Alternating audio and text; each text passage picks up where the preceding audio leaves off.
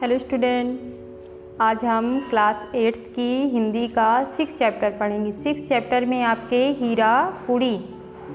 इस कहानी के लेखक हैं रविन्द्रनाथ ठाकुर। तो देखिए, ये कहानी पशु पक्षियों के भाव के बारे में बताया गया है। तो आइए आपको इस कहानी के बारे में बताते हैं। हीरा गोलिन का नाम है और कुड़ी उसके गाय का नाम है। तो हीरा के 1 महीने का बच्चा था। क्या था? बच्चा। और कुड़ी गाय के भी 1 महीने की बछिया थी। तो हीरा क्या करती थी? गाय का पूरा दूध निकाल लेती थी, बछिया को बिल्कुल थोड़ी सी देती थी, जिससे उसका पेट नहीं भरता था। हीरा किसको दूध देने जाती थी?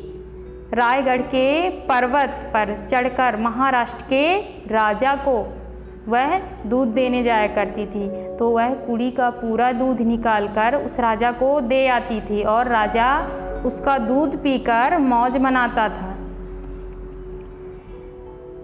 वह बछिया को दूध कम देती थी, जिससे वह भूखी रहती थी, वह बिलखती रहती थी दूध पीने के लिए। उसको खूंटे में बांधे रहती थी हीरा। एक दिन क्या हुआ? हीरा पूरा दूध लगाकर फिर से राजा के यहाँ दूध देने गई। तो क्या हुआ? जब उसको वहाँ पैसा लेने में देर हो गई, मतलब पैसा वो दे रहे थे तो लौटने में देरी हो गई, जिसके कारण किले का द्वार क्या हो गया था? फाटक बंद हो गया।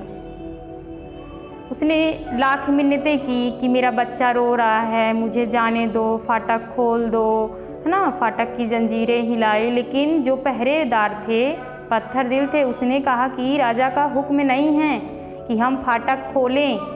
उन्होंने क्या किया? फाटक नहीं खोला। फाटक नहीं खोला। क्या हो गया? सूरज छिप गया, है ना। पक्षी पंख फैलाकर अपने बसेरों की ओर उड़ पड़े।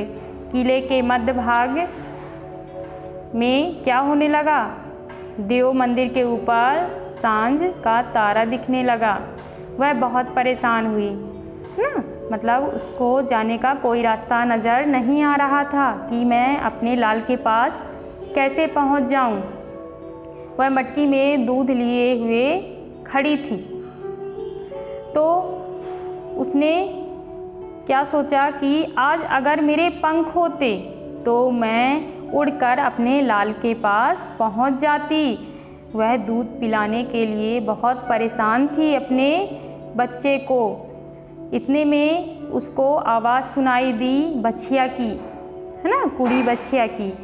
वो भी दूध पीने के लिए परेशान थी, बलख रही थी, बिल्कुल भूखी परेशान थी, बिलख रही थी कि मुझे दूध मिल जाए।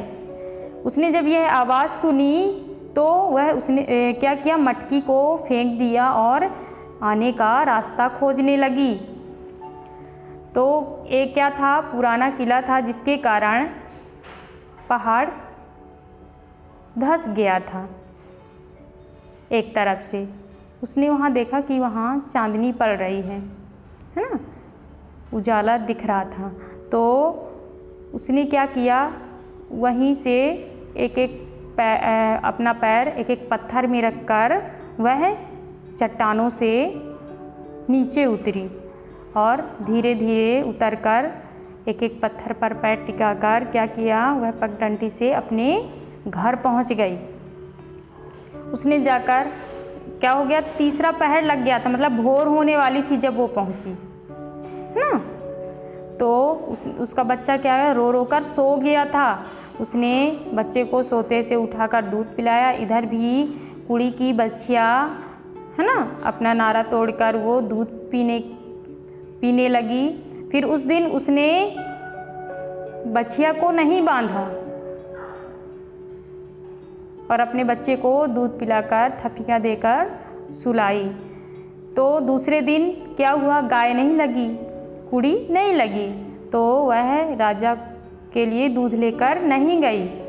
तो राजा ने सोकर दूध मांगा उठकर। तो सिपाहियों ने कहा कि आज हीरा दूध लेकर नहीं आई है।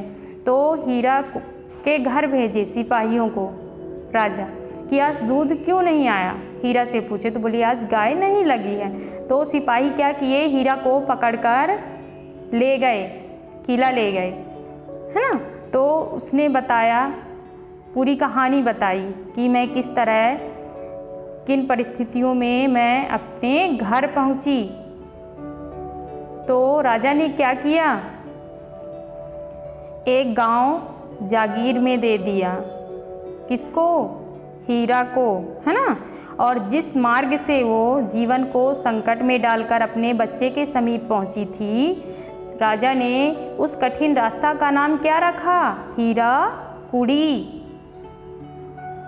तो देखिए हीरा को भी समझ में आ गया था, क्योंकि वो देखो बच्चिया को एक भी दूध नहीं देती थी ना, उसको ये समझ में आ गया था कि बिना दूध पिए बच्चे कैसे बिलख कर रोते हैं और माँ कितनी परेशान होती है, और किस परिस्थिति से वो घर पहुँची थी उस रास्ते से, जिसके कारण राजा खुश होकर उसे एक जागीर गांव दे दिया और उस रास्ते का नाम हीरा कुड़ी रख दिया।